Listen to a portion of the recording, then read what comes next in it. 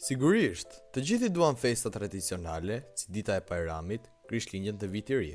Por për dashamirësit e matematikës në mbar botën, dita e tyre e veçantë është 14 mars, dita e Pi-s. Ja një rikujtesë për gjeometrin. Pi është një konstante matematike që përfaqëson raportin midis perimetrit të një rrethi dhe diametrit të tij.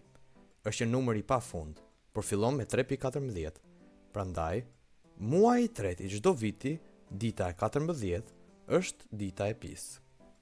Eksploratiumi në San Francisco pretendon se ka festuar ditën e parë të Pi-s në vitin 1988.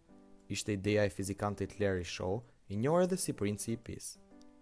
Në vitin 2009, Kongresi i SBA-s e njohu zyrtarisht 14 marsin si ditën e Pi-s. Që nga fillimet e saj, kjo ditë është bërë një festë e njohur në mbar botën, që festohet në mënyra të ndryshme. Shumë njerëz shijojnë një combë mbretësirë paj në këtë ditë. Të tjerë përpiqen të mësojnë përmendesh shifrat e Pi-s. Mësuesit e përdoren këtë ditë për të shpjeguar konceptin gjeometrik nxënësve. Shumë biznese, sidomos piceritë dhe furrat, ofrojnë receta të veçanta për ditën e Pi-s.